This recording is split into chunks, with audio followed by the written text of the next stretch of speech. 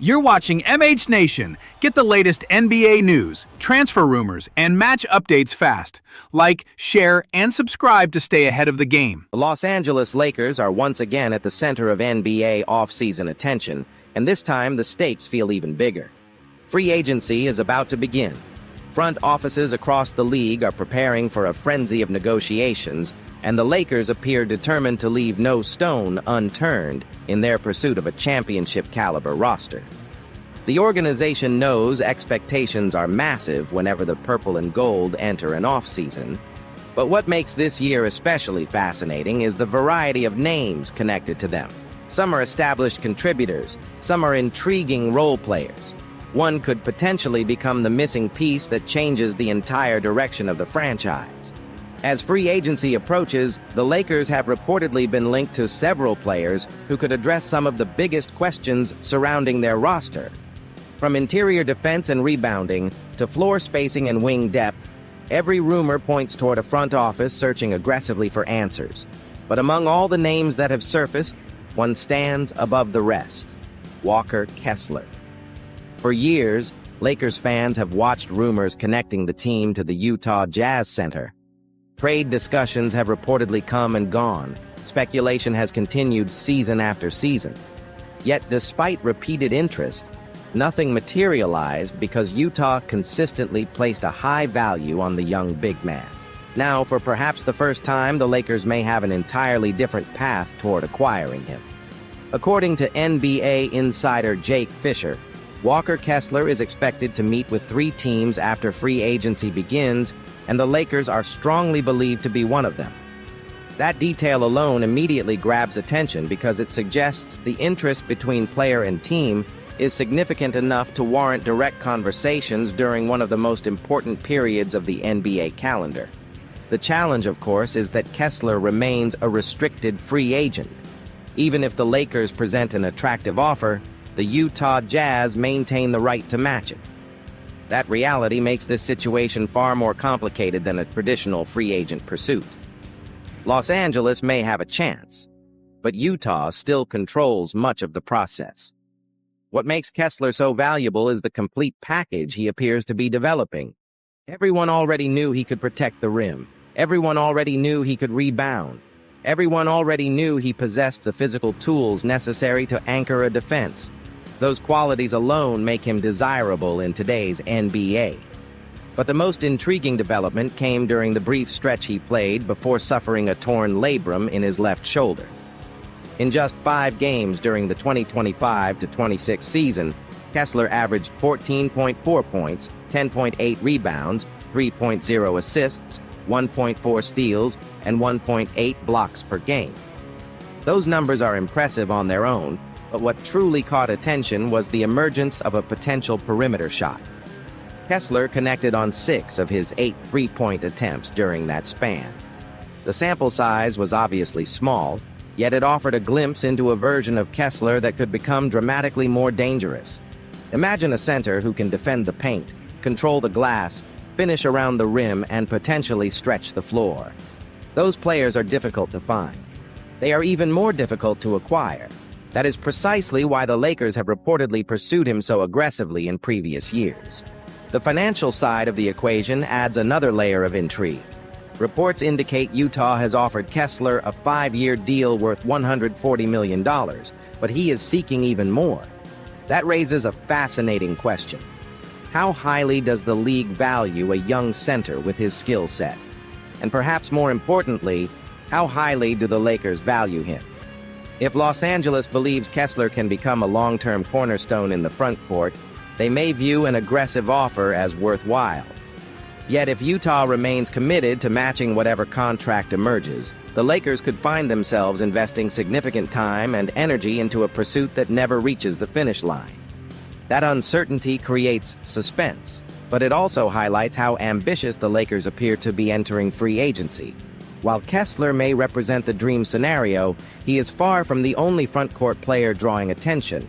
Another name gaining momentum is Sandro Mamukelashvili. ESPN's Shams Charania reported that Mamukelashvili declined his player option with the Toronto Raptors, officially entering free agency.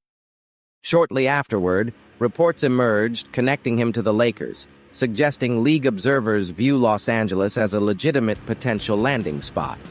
Unlike Kessler, Mamukelashvili is not viewed as a franchise-altering acquisition. However, championship teams are rarely built solely through star power. Often, the difference between contenders and pretenders comes down to depth, versatility, and the ability to fill specific roles throughout an 82-game season.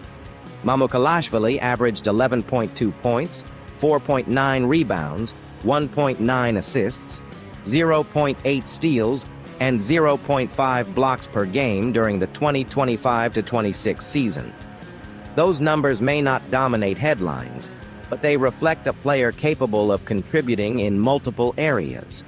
His versatility allows him to play both center and power forward, giving coaches lineup flexibility that becomes especially valuable during long playoff runs. Jake Fisher reported that multiple offers worth more than $10 million annually could be waiting for Mamukelashvili. That detail matters because it indicates genuine league-wide interest rather than a market driven by speculation alone. For the Lakers, pursuing a player like Mamukelashvili would signal an emphasis on roster balance. He is not the type of acquisition that instantly transforms championship odds, but he could strengthen rotation depth and provide insurance against injuries or matchup concerns. What makes this rumor particularly interesting is the timing surrounding DeAndre Ayton's reported decision to opt into his player option. If Ayton remains part of the equation, the Lakers would need to determine how another front-court addition fits into their overall plans. If Mamukelashvili were signed, questions would naturally arise regarding roster construction and future personnel decisions. Those questions illustrate the complexity of team building. Every move creates ripple effects. Every signing influences the next decision. The Lakers are not simply evaluating talent. They are attempting to build a roster that complements itself. Then there is Gary Trent Jr., another player whose free agency decision has placed him firmly on the Lakers' radar. According to reports, Trent declined his player option with the Milwaukee Bucks and will test the market. NBA insider Chris Haynes reported that the Lakers have interest in the veteran guard, a development that immediately makes sense when examining Los Angeles' needs.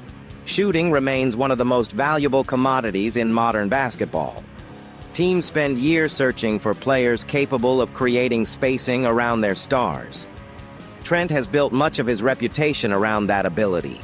His 2025-26 numbers were modest, averaging 8.1 points, 1.0 rebounds, 1.2 assists, and 0.5 steals per game while shooting 36% from beyond the arc. Yet statistics rarely tell the entire story. Context matters.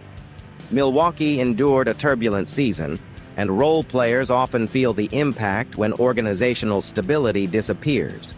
A change of environment can dramatically alter production. The possibility of Trent playing alongside Luka Doncic and Austin Reeves immediately sparks curiosity because of how his shooting could fit within that offensive ecosystem. Defenses would already have difficult decisions to make when containing primary creators. Adding another floor spacer could create cleaner driving lanes, more open looks, and greater offensive flexibility. Of course, there are legitimate concerns. Defense has been a frequent topic whenever Trent's name surfaces in roster discussions. But if the Lakers view him as a bench contributor rather than a full-time starter, they may believe the offensive benefits outweigh the risks. That balancing act defines many free agency decisions. Teams are constantly evaluating strengths against weaknesses, upside against cost, and immediate impact against long-term flexibility. The final reported target may not generate the same excitement as some of the bigger names, but his skill set could prove extremely valuable. Dean Wade. According to Brett Siegel of Clutch Points, several teams are interested in Wade, including the Lakers. The list of suitors reportedly includes the Pistons, Spurs, Nets, 76ers, and Lakers, creating what could become a competitive market. Wade averaged 5.8 points, 4.2 rebounds, 1.5 assists, 0.7 steals, and 0.4 blocks per game for Cleveland during the 2025-26 season. Those numbers may appear modest, yet the demand for players with his profile remains consistently high across the league. The reason is simple. Every contender wants reliable two-way forwards. Players capable of defending multiple positions while knocking down open shots fit virtually every roster construction model. Coaches trust them. Executives pursue them. Championship teams rely on them.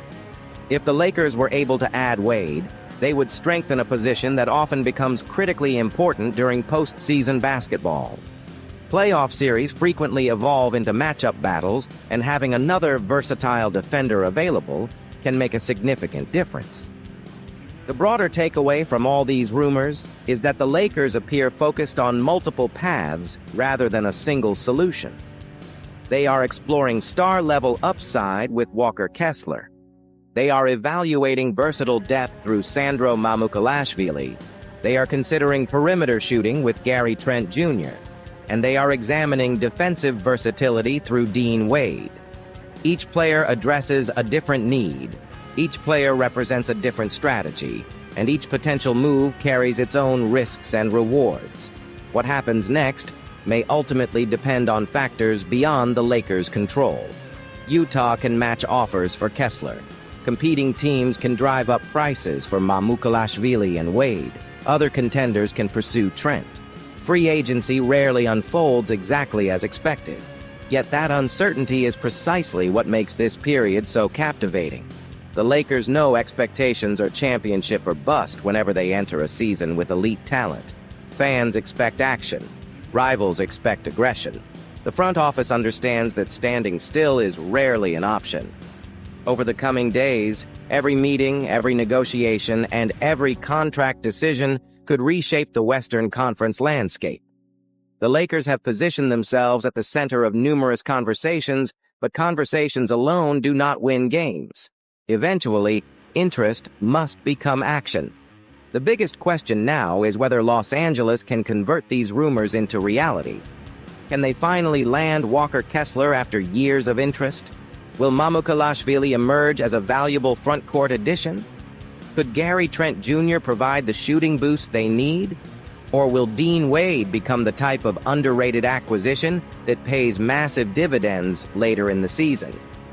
Those answers are coming soon, and they could determine whether the Lakers merely improve their roster or take a genuine step toward championship contention.